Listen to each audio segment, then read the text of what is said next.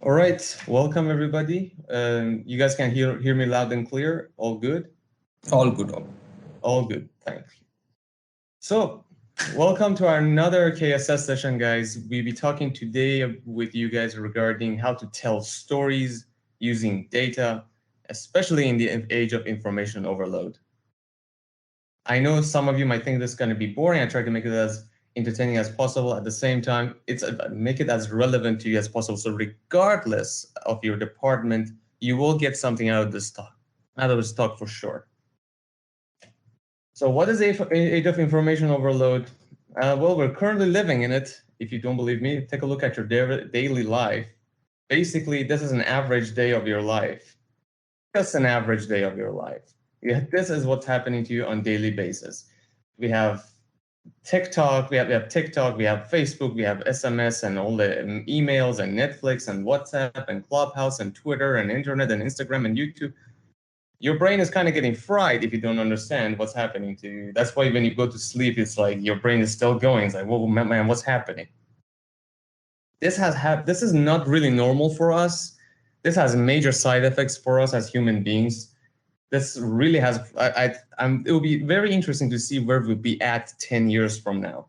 Because there's a study that Microsoft did that realized up until the year 2013, our brains, our attention span from the year 2000 to 2013 dropped 4 seconds, 1 second below a goldfish. And that's year 2013. And this is a legitimate study. Now, imagine 2021, how much more it has decreased, especially with the TikTok. Remember how quick every video needs to move on. You guys have watched The Social Dilemma. You know how it works. They just constantly have to feed you information. So your attention span is pretty much out the window. So if your data that you're going to showcase doesn't catch that, you're pretty much screwed. First, let's discuss what storytelling and the human mind. What's the link here? Here's an animation. Please take a look at it. It's going to be quite short.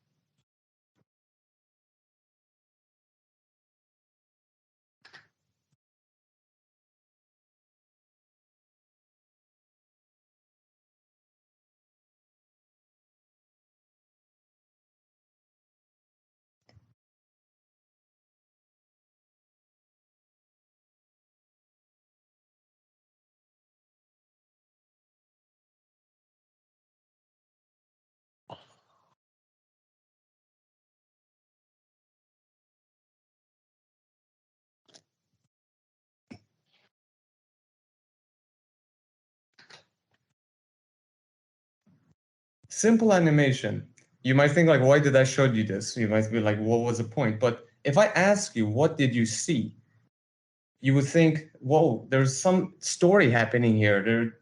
These are kids, most probably. They're going around. That's what's happening. And this guy is after them, or what's happening exactly. There's a story that's happening that I think I've seen it in a movie before.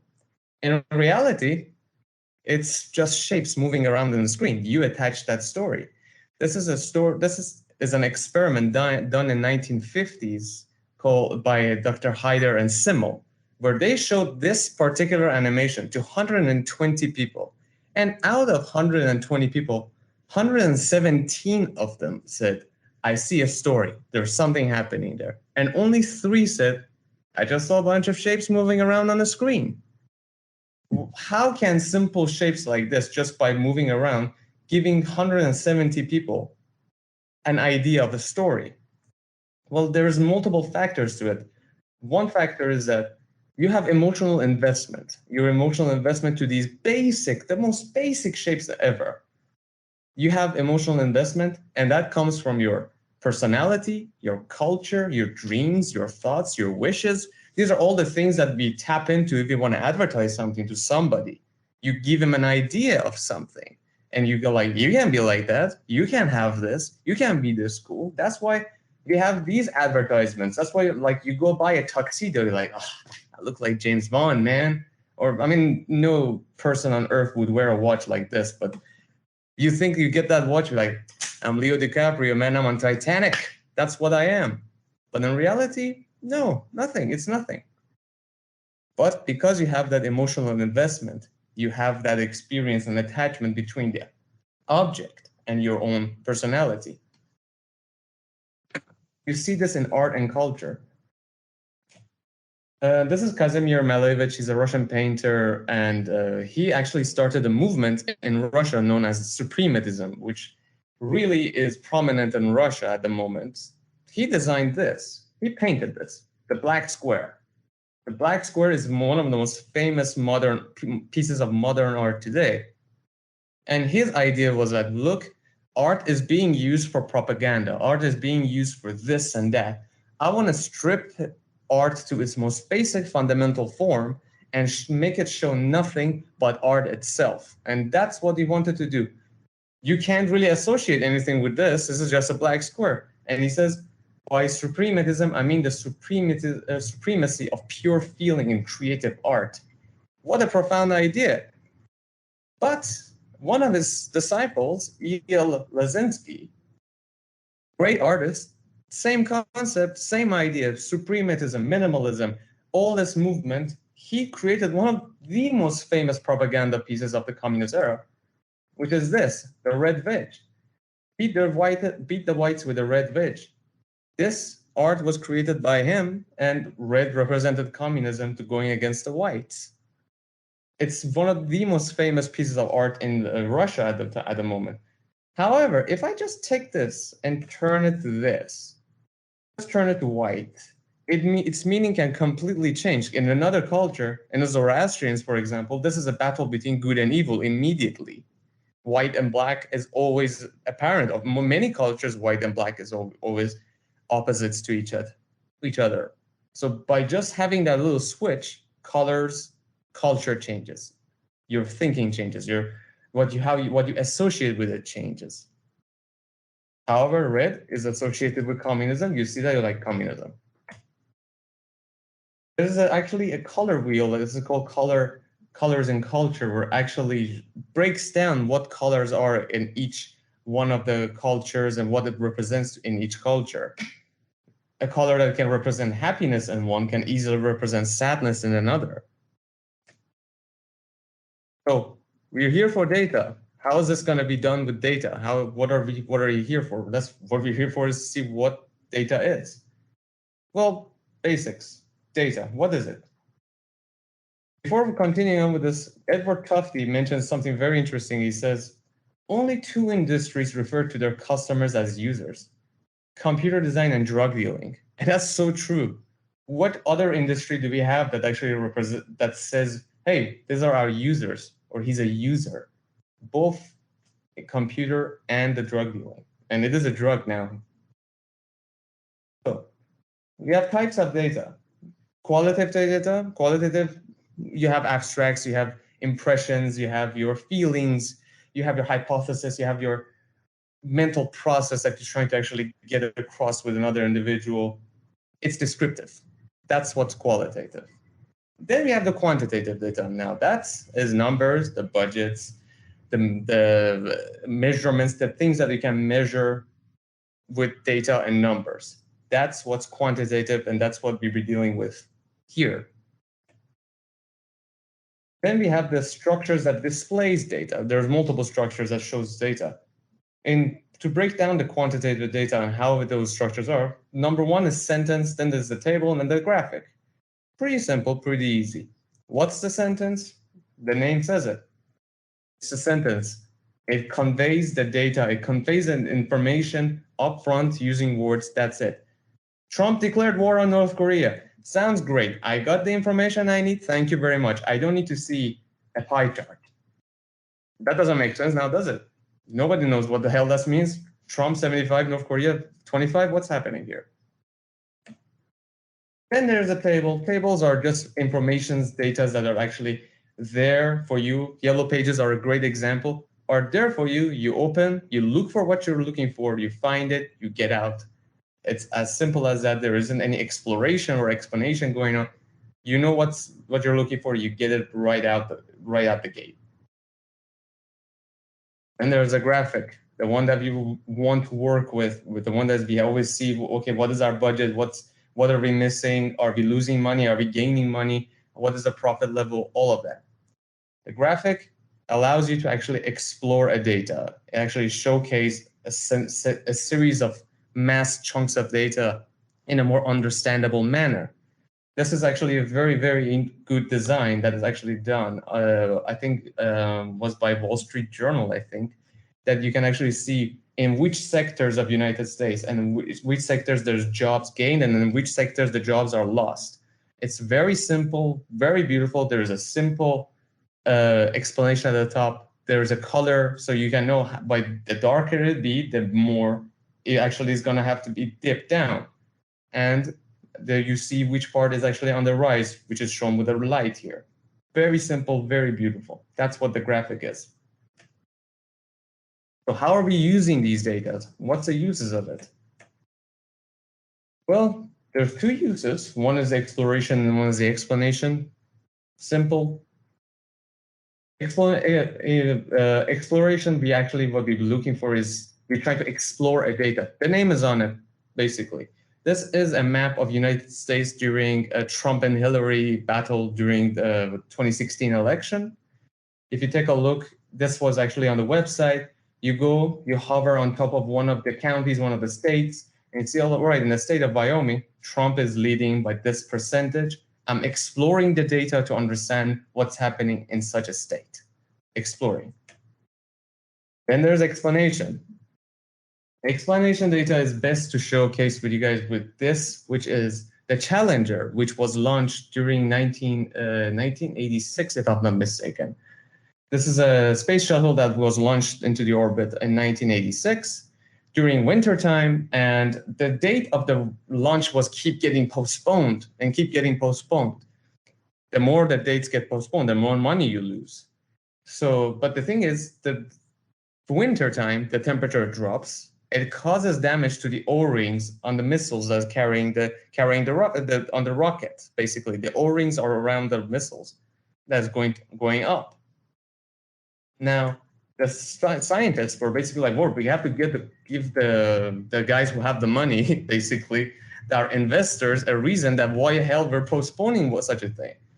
And they were like, all right, we have to do it, otherwise they won't agree. So what they came up with, in order to convince them to actually postpone it further and further, was a chart of 24 prior launches and the date and the temperature of all of them there, and the amount of damage each ring of the missile carried, each ring of the missile had at the time. So here's the chart that they came up with. We have basically, if you can take a look at it, 24 of them here, 24 launches. All the data are basically there. But look how ugly it is and look how bad it's designed. The data needs to be so simple that if I give it to somebody who's not a data analyst, need to have at least a clue what the hell is happening in it. And this one is not really good enough for it. Here, within basically the blocks of the missile, what we have here is exactly how much the temperature is dropping. Then we have the O-rings here. We have the number of the missile here, the O-ring temperature in Fahrenheit. Look, like even the damage to the O-rings is showcased on top of below the temperature drop. This doesn't really make sense. There is actually a star here. So if you see these O-rings and there's a star here, you come down there, it says no erosion. Doesn't make sense. And on the bottom of it, even worse, it states information on the page was prepared to support an oral presentation and cannot be considered complete without the oral discussion. Well, like that's a failure right there. If, again, nobody understands it, like I don't need to explain my data. It needs to be so crisp that you need to understand it. And guess what happened? Human lives was lost just like that. All these people were lost because information was not conveyed properly. It was disastrous. Take a look at this. This is what caused so much loss in terms of money, human lives, and time. And all the information is there, but it's just not conveyed properly.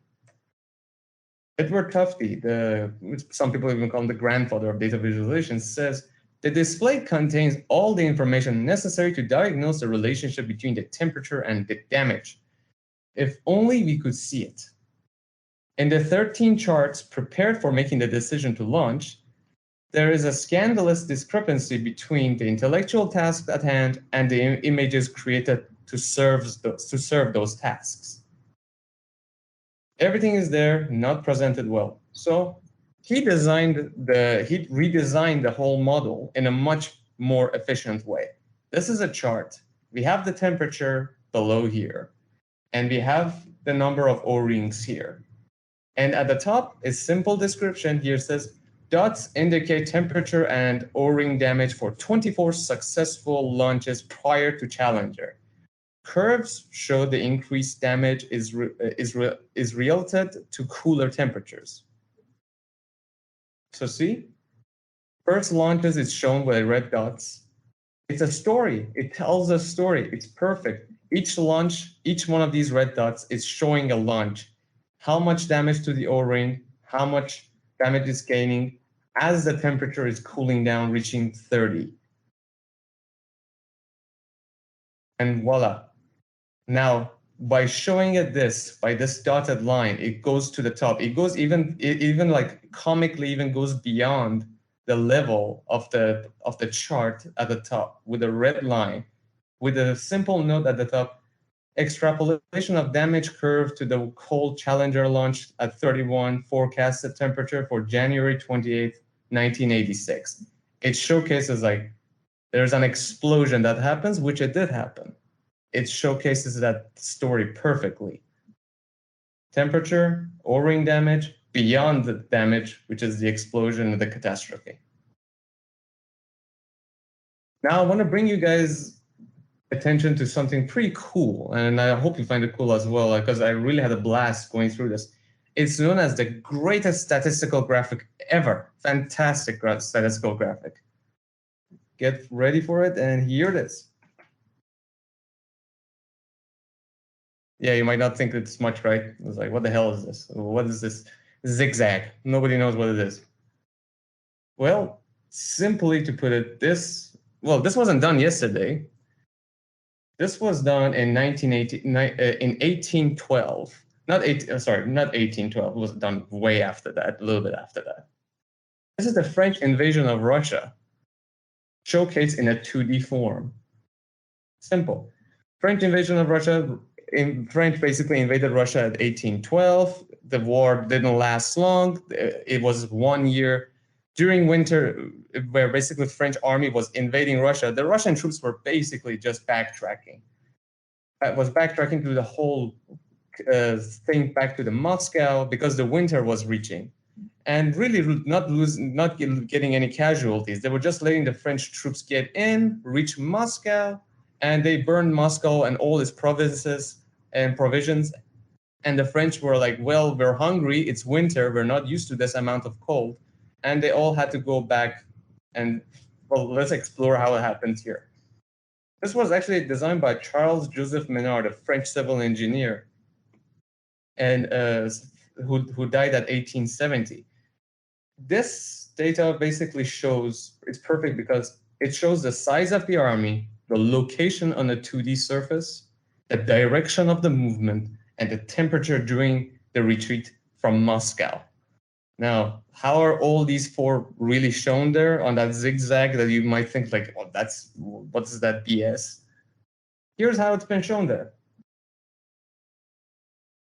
Size of the army. We have the size of the army here. Here's the size of the army, 422,000 men, all marching forward. Size, the movement on the 2D map. Look how accurate this data is that today, if you put it on the Google map, is actually identical to what it was, what is designed prior to GPS and the satellite technology and everything. We have their movement and divergence throughout the time. We have the losses here. So you can see one part of the army branched out, moved across, went to, I think it's called Polzek, and then at this point was trying to regain, or like reach back with the army.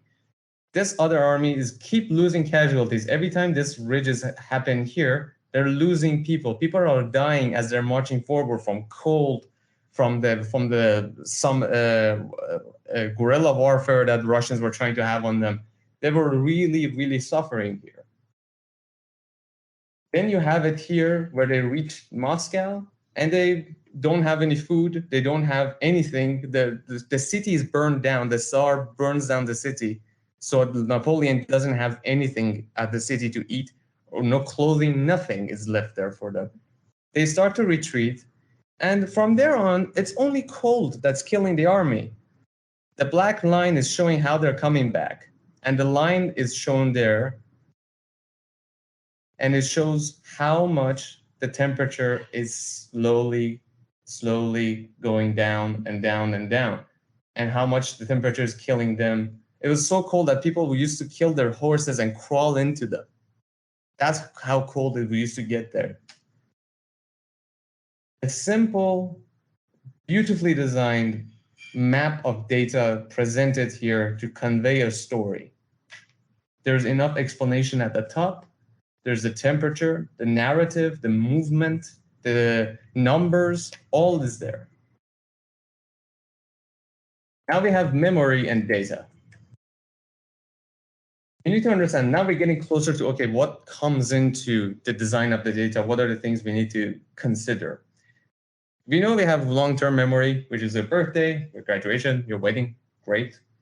Then we have the short-term memory, which is what we kind of work with at most times, which is, it's very brief. When short-term memories are not rehearsed or actively maintained, they last mere seconds. You see something, you just pass by, you don't even pay attention to it, it's gone. It's pretty limited. It's commonly suggested that short-term memory can hold only 7 items at once, plus or minus 2. So basically, what you can think here is like, if I give you numbers, if I give you 10 numbers, that is like, if I give you my number, you might remember up to the 7th letter if I don't pace myself with you.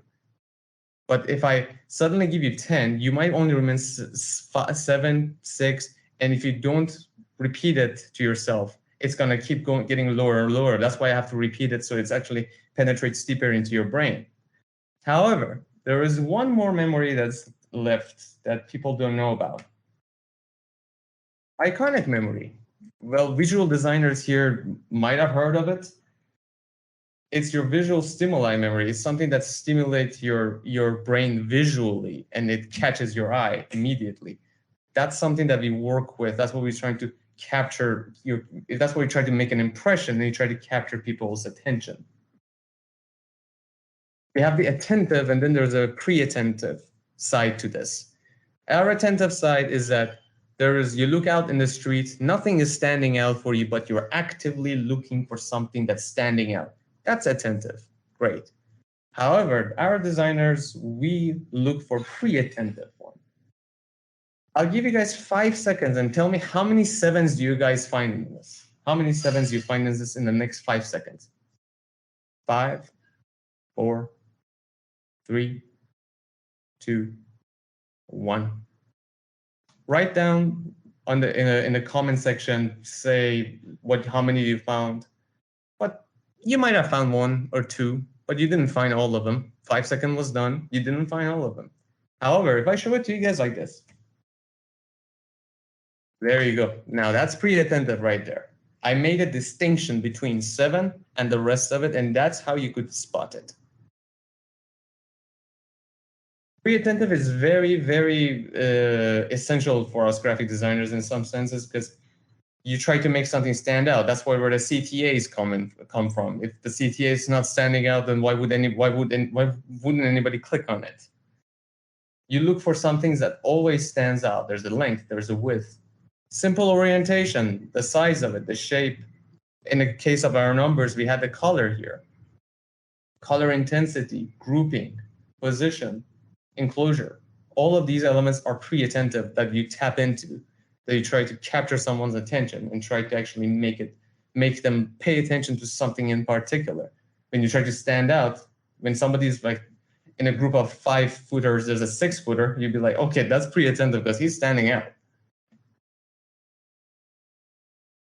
Now, we're talking about the process here, giving you some tips about what the process is with the data visualization. Process is simple. I broke it down to this. First, understand your goal. Then understand the audience, analyze the data, conceptualize, and design. Now, let's dig into this a little bit. Hopefully, this will help you guys if you're trying to present the data. Hopefully, we can get to use this and present better data. Understanding the goal. We're not there to make an infographic. Don't think like, oh my God, right, let's make one of those nice maps like the French invasion, or all right, let's make a pie chart. No, that's not the goal. The goal is to show the data properly.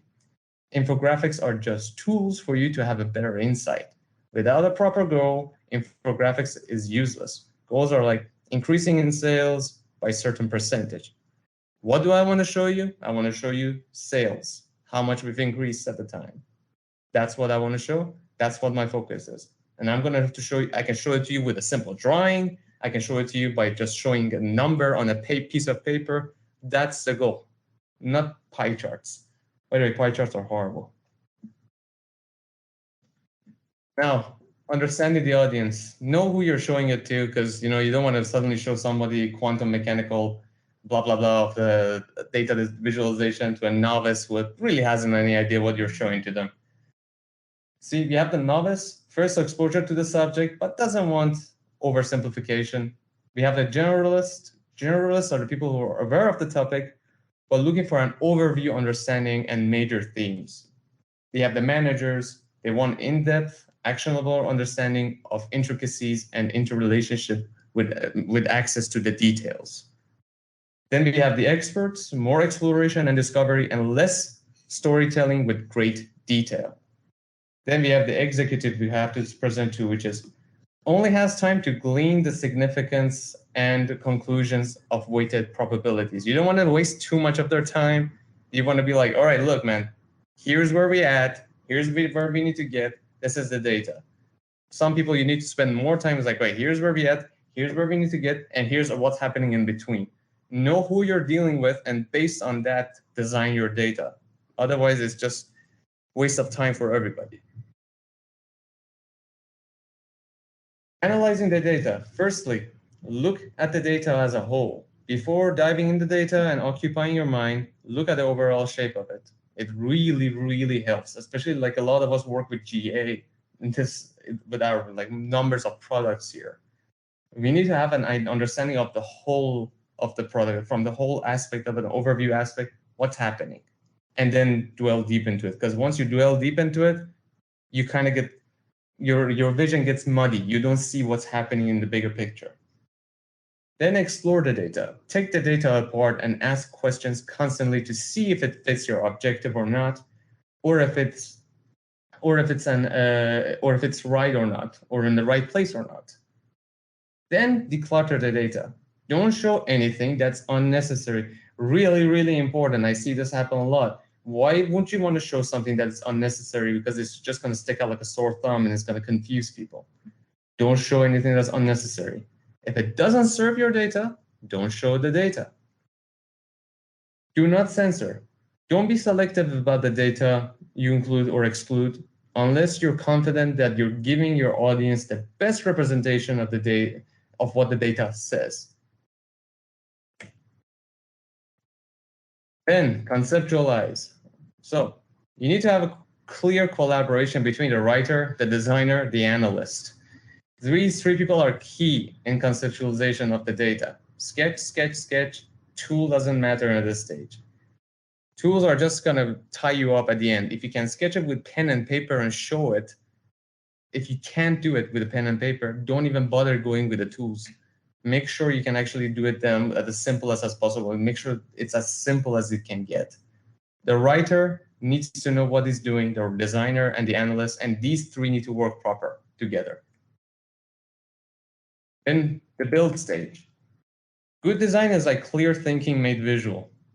Pretty simple, isn't it? It's nice when you see something. It's like, I get it. That's gold right there.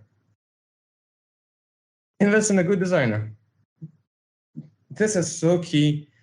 There's a designer that wants to show off, like, oh, let me show you what I know. And then there's a designer that doesn't know. There's a designer that pretends. But then there's a designer that actually knows what he's doing. And actually, his aim is not to show off his skills. His aim is to show the data the best possible way. That is very, very good for the company. Make sure you get someone just like that. And finally, some book recommendations. There's a book called Homo Ludens. I highly recommend you guys to get it. It's not really regarding data visualization. It's really regarding how human brain and playing works. If you notice at all of this slides that I showed to you, there's a theme about storytelling. There's a theme about showing a data in a matter of story. There's a theme about playing. There's something playful about it. The Napoleon's war march towards Moscow. It's a funny little thing. Once you look at it, you're like, oh my God, I see it. It's very interesting to see how human brain and play works together. Then there's storytelling with data. This is pretty cool. I really recommend you to get this. It breaks down this even further and actually goes far deeper. And of course, book by Edward Tufte, Envisioning Information. I would really recommend you guys to take these books if you're interested in knowing anything more about data visualization and storytelling. And that's about it. Now, thank you very much for listening. We're opening up for Q&A.